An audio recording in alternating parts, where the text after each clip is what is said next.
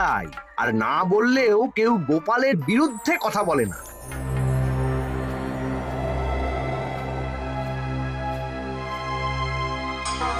কি মন্ত্রী মশাই, আজকাল তো আমার কথা আর মনেই পড়ে না, ভুলে গেছেন নাকি? আরে না না ভগবান, তুমি হলে আমার তুরুপের তাস। ঠিক সময়ে ঠিক সুযোগ এলে তোমাকেই ডাকবো। একটু দেখবেন। হ্যাঁ, আরে নিশ্চয়ই নিশ্চয়ই।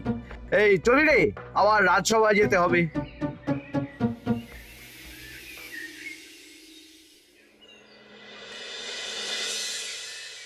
আচ্ছা তোমরা বলো তো, আমাদের রাজ্যের সার্বিক উন্নতির জন্য সবার আগে কি দরকার? মহারাজ, আমি বলবো, বলো গোপাল। সততা আর শিক্ষা, এই দুটো জিনিস মানুষের মধ্যে থাকলে রাজ্যের উন্নতি কেউ আটকাতে পারবে না মহারাজ। একদম ঠিক বলেছ পণ্ডিত, তুমি তো শিক্ষার কাণ্ডারি। তুমি কি বলতে চাও এই ব্যাপারে? মানে কিভাবে শিক্ষার আরো উন্নতি করা যায়? মহারাজ, আমি তো মনে করি পুঁথিগত শিক্ষাই শুধু শিক্ষা নয়, মানুষের ভেতরে যে পূর্ণতা আছে সেটাকে ফুটিয়ে তোলার নামই হলো শিক্ষা। যেমন কেউ যদি খেলতে ভালোবাসে সে খেলোয়াড় হবে, গান করতে ভালোবাসলে সে গায়ক বা গায়িকা হবে। আমি প্রত্যেকের মধ্যে লুকিয়ে থাকা এই বিশেষ বিষয়গুলিকে তুলে ধরার জন্য কিছু করতে চাই। তা এটা করার জন্য কি দরকার? প্রথমত অর্থের প্রয়োজন।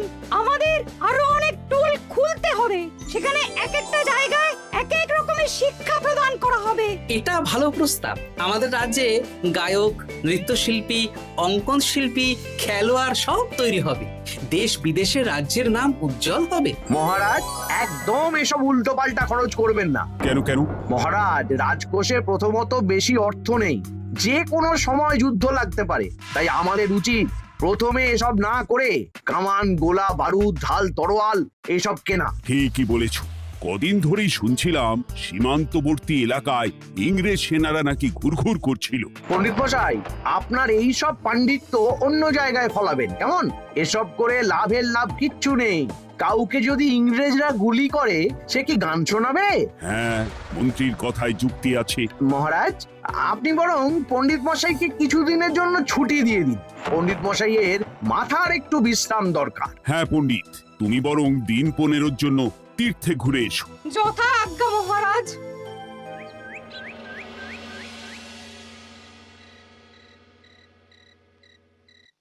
শোনো ভগবান, সকালেই তুমি কাজের কথা বলছিলে।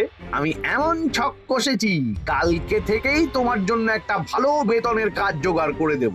শুধু যা বেতন পাবে তার অর্ধেক আমাকে দিতে হবে, কেমন? রাজি রাজি। কি কাজ বলুন? শোনো, বাহ বাহ, দারুণ দারুণ, হয়ে যাবে কাজ।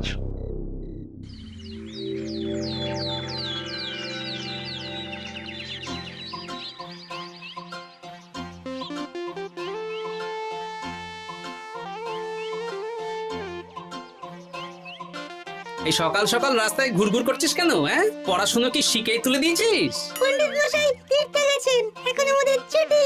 দুপুর বেলা ভাত, রাতের বেলা রুটি।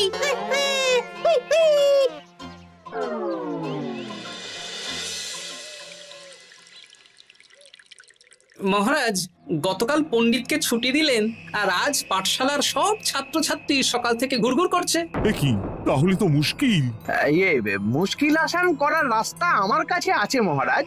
আমার সন্ধানে এমন একজন পণ্ডিত আছেন যিনি বহু ভাষাবিদ, অনেক পাণ্ডিত্য, দেশ বিদেশে শিক্ষাদান করেছেন। কিন্তু তাকে আমরা পাবো কোথায়?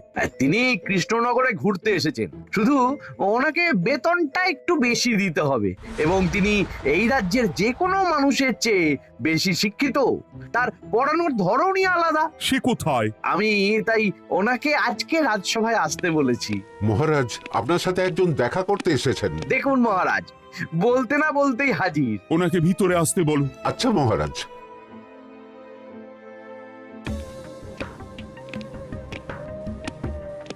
প্রণাম কৃষ্ণচন্দ্র, আমাকে আপনার মন্ত্রী ডেকেছেন, তাই এলাম। মন্ত্রীর সাথে কথা হয়েছে আমাদের রাজ্যের শিক্ষার উন্নতির ব্যাপারে। আমাদের মানে? আপনি কি এই রাজ্যের?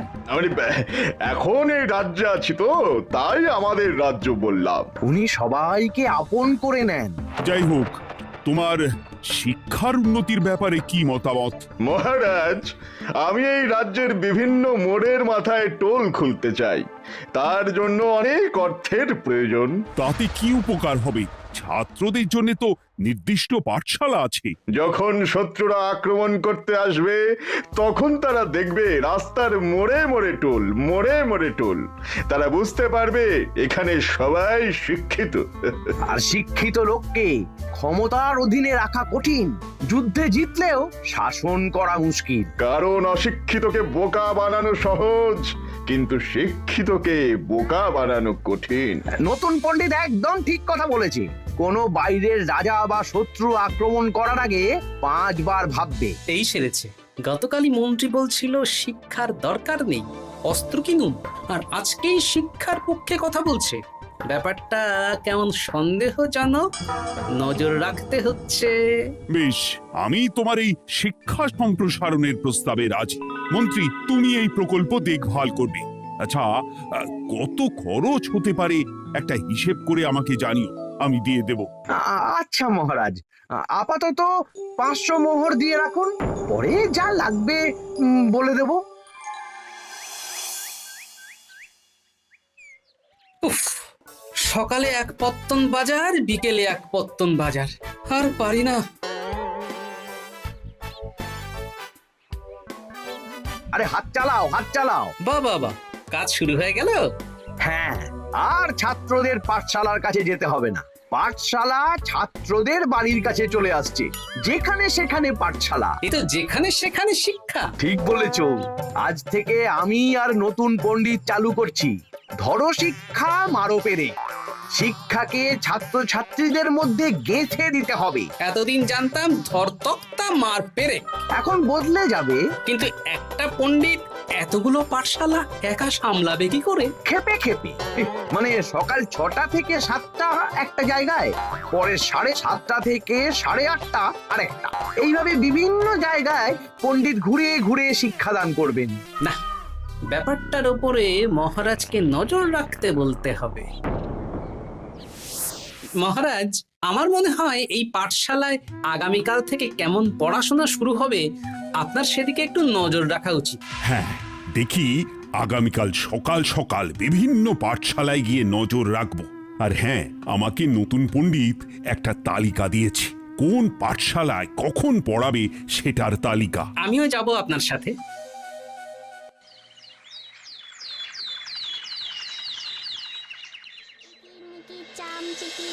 কাটা মজুমদার ধে এলো দামোদর, দামোদরের হাঁড়ি কুড়ি, দুয়ারে বসে চাল কুড়ি। দেখি কুটি, তোরা এই কিরমিকির খেলছিস? নতুন পণ্ডিত কোথায়? উনি তো এই মাত্র দক্ষিণের পাঠশালায় গেলেন। ন্যাপলা আর গুলটে আজ থেকে ওখানেই গেছে। ওদের দুজনের বাড়ি কাছাকাছি তো, তাই। আচ্ছা চলো তো গোপাল, দক্ষিণেই গিয়ে দেখি।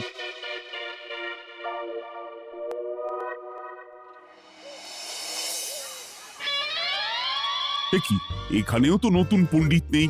নতুন পণ্ডিত মশাই আমাদের একের নামটা মুখস্থ করতে দিয়ে চলে গেলেন। একের নামটা? এসব কি হচ্ছে? শিক্ষার নামে অর্থের জলাঞ্জলি মহারাজ। না, আজই রাজসভায় এর বিচার হবে। মন্ত্রী, আমি যা দেখলাম তাতে শিক্ষা তো কদিন পরে লাটে উঠবে। আমার এক ভাগ্নি তো আজ পাঠশালায় গিয়ে লুকোচুরি খেলেছে। নামমাত্র পড়াশুনো আর বাকি সময় খেলা, এভাবেই বয়ে গেল বেলা। মন্ত্রী, এই তোমার নতুন পণ্ডিতের দৌড়। মহারাজ, একজনের পক্ষে এতগুলো পাঠশালায় শিক্ষাদান তো সম্ভব নয়। তার জন্য তো আরো পণ্ডিতের প্রয়োজন, আর তার জন্য চাই আরো অর্থ। আবার অর্থ? শুধু মহারাজের অতিরিক্ত অর্থ খরচ হবে বলে আমি আগে এই প্রস্তাবটা রাখিনি। বেশ, তা আর পণ্ডিত কোথায় পাবে? আমাদের নতুন পণ্ডিতের কাছে অনেক পণ্ডিতের সন্ধান আছে। উনি একটা হাঁক মারলেই সব চলে আসবে। বেশ, তাহলে তাই ব্যবস্থা করো। এভাবে শিক্ষার অবনতি আমি চোখে দেখতে পারবো না। আরো 300 মোহর লাগবে। পেয়ে যাবে। এ তো দিনে দুপুরে ডাকাতি। ব্যাপারটা ধরতে হবে, কিছু একটা ঘট তো আছেই। আর নতুন পণ্ডিতদের যদি কোথাও একটু থাকা খাওয়ার ব্যবস্থা করা যায় তাহলে ভালোই হয়। রাজবাড়ির অতিথিশালা তো আছেই, ওখানেই না হয় ব্যবস্থা করে দেব।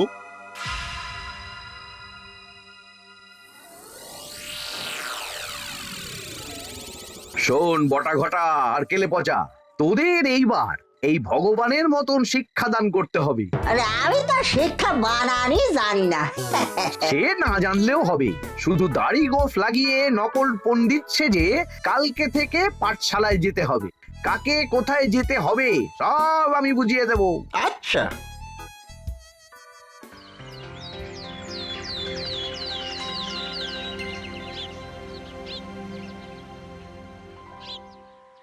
আচ্ছা বল তো, গতকাল তোদের বাড়িতে কি কি রান্না হয়েছিল? ভাত, মসুর ডাল আর লাউ ঘন্ট। লাউ ঘন্টের মধ্যে চিংড়ি ছিল? না, তা আজকে কি রান্না হবে?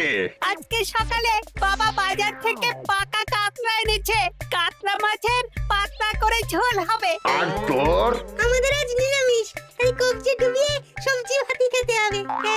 বেশ।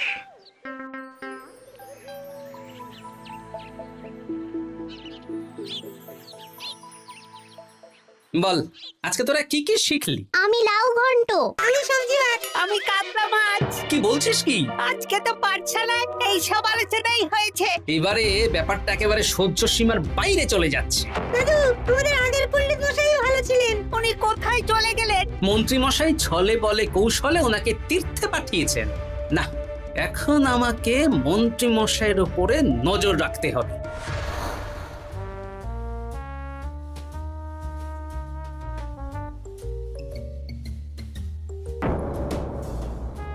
পাঠশালায় পড়ানোর ব্যাপার তো বিকেলেই মিটে গেছে। রাজবাড়ির অতিথিশালায় না গিয়ে নতুন পণ্ডিত মশাইরা এদিকে আবার কোথায় যাচ্ছেন? সাথে মন্ত্রীও আছেন, ব্যাপারটা নজর রাখতে হবে। তাড়াতাড়ি চল। চলুন চলুন। এদিকে তো বটা ঘটার বাড়ি, এদিকে মন্ত্রী মশাই কোথায় যাচ্ছেন?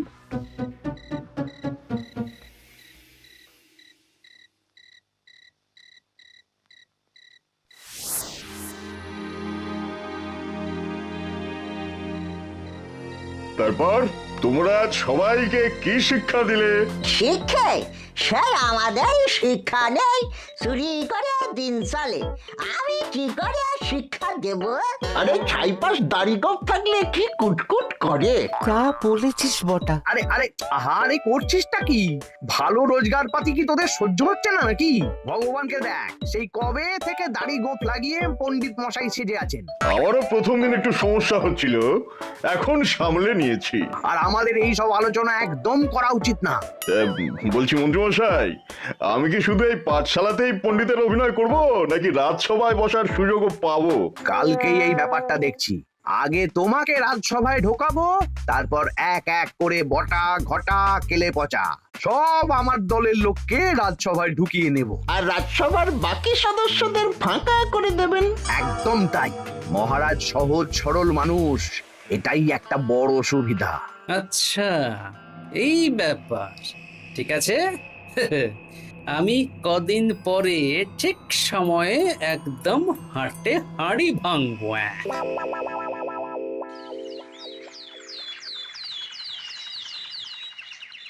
তাহলে মন্ত্রী, আর কোনো সমস্যা নেই তো? না না মহারাজ, এখন আর কোনো সমস্যা নেই। দেখবেন এই ধরশিক্ষা মারপের এক প্রকল্পের নাম চারিদিকে ছড়িয়ে পড়বে। আমার তো মনে হয় একটু পাঠশালাতে বিজ্ঞান নিয়েও আলোচনা করা উচিত। হবে হবে, সব হবে। এখনো সব বাচ্চারা অজ্ঞান হয়ে আছে। আগে শিক্ষায় জ্ঞান ফিরুক, তারপরে না হয় বিজ্ঞান নিয়ে আলোচনা করবে। বিজ্ঞানী তো প্রস্তাবটা খারাপ রাখেনি। তুমি কি বেশি বোঝো? তাহলে তুমিই তো বিজ্ঞান শেখাতে পারো। আমি কবিরাজি শিক্ষা দান করতে পারবো। তোমার কবিরাজি শিখতে কেউ রাজি নয়, চুপ থাকো। আহ, দেখাই যাক না বাচ্চারা কেমন শিক্ষা লাভ করে। মহারাজ, বলছি কি, আমাদের পণ্ডিতের আসনটা তো ফাঁকাই পড়ে আছে। এখন যখন নতুন পণ্ডিত এসেই গেছেন, তাহলে ওই জায়গায় ওই তো বসতে পারে। কিন্তু পণ্ডিত তো তীর্থে গেছে, অবশ্য কদিন পরেই ফিরে আসবে। ও আসুক, তারপর না হয় আলোচনা করে একটা সিদ্ধান্ত নেব। পণ্ডিত মশাই না হয় এসে পুজো পাঠটাই করুক, কিন্তু রাজসভা এরকম ফাঁকা থাকলে কেমন একটা লাগে। বেশ, তাহলে তাই হোক। কালকে থেকে নতুন পণ্ডিত আমাদের পুরনো পণ্ডিতের জায়গায় বসবে। এইভাবে রাজসভা ফাঁকা করে যেতে হবে, তাহলে একদিন সবাই আমার পক্ষেই কথা বলবে আর শেষে রাজাকেই সরিয়ে দেব।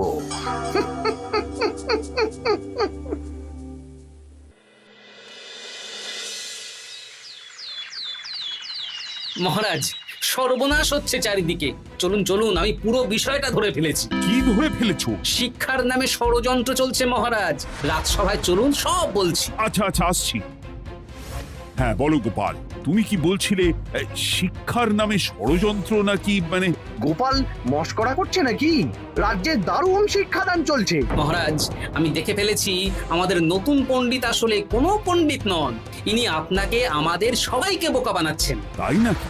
ডাকো দেখি নতুন পণ্ডিতকে। এই তো মহারাজ, আমি চলে এসেছি। এই তো ইনি বদমাশি করছেন, শিক্ষার্থীদের ভবিষ্যৎ নিয়ে খেলছে। এই বল, আসল কথাটা বল। কি বলবো, এসব ভাড়ামো বন্ধ করো গোপাল। না বললে আমি কিন্তু ধুতি খুলে দেব। এই এই আরে আরে, কি হচ্ছেটা কি? এই এই এই এই সরো তো, সরো সরো। ব্রুম, ব্রুম, ব্রুম, কি হলো? কি হলো? বুম, ব্রুম, জব, ব্রুম। এই সেরেছে। গোপাল এসব কি বলছে? বলুন। ভুল বকছে কেন? ব্রুম, ব্রুম, গোপাল, তোমার কি হলো গো? কি বলছো তুমি? আমার কাছে বৈদ্য, তুমি একটু দেখো তো গোপাল ঠিক আছে তো? এই যে নতুন পণ্ডিত, তুমি তো অনেক ভাষা জানো, তুমি বুঝতে পারছো? মহারাজ, আমি দেখছি গোপালের মনে হয় বিশ্রামের প্রয়োজন। এই এই, তোমরা কয়েকজন মিলে গোপালকে রাজবাড়ির অন্দর মহলে নিয়ে চলো। চলুন, আমি যাচ্ছি। ওহো, গোপালের কি হলো? মাথায় লেগে গেল? ভাষা চলে গেল? সব এই নতুন পণ্ডিতের জন্য।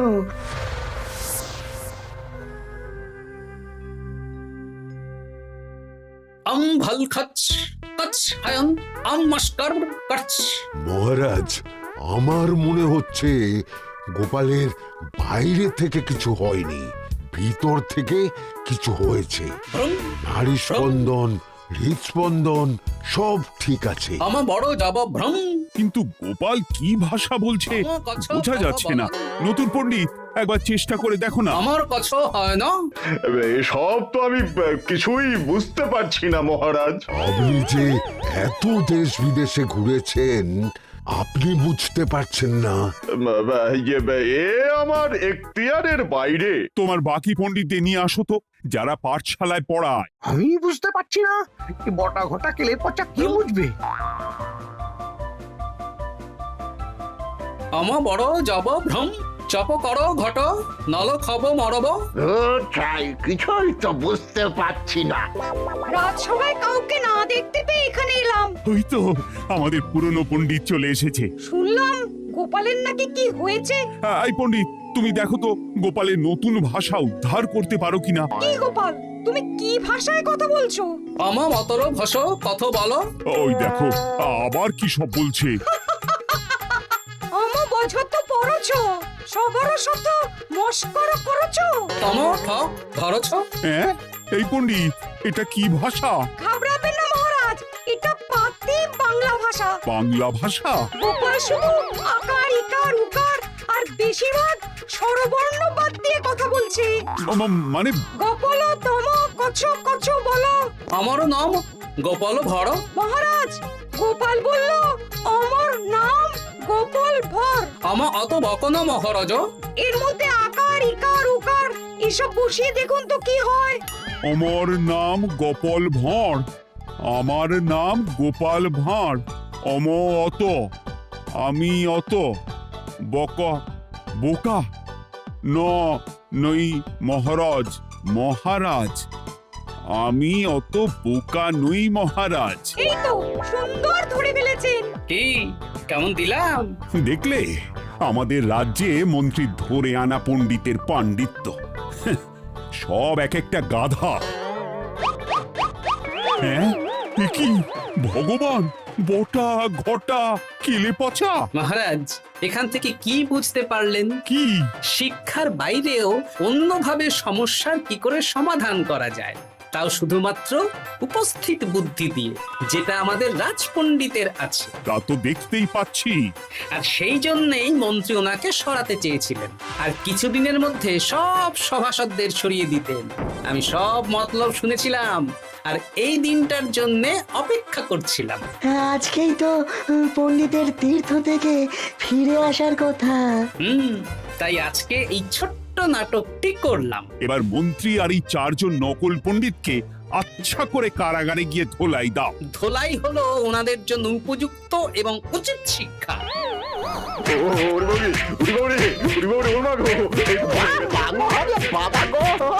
ভুল হয়ে গেছে গো। আরে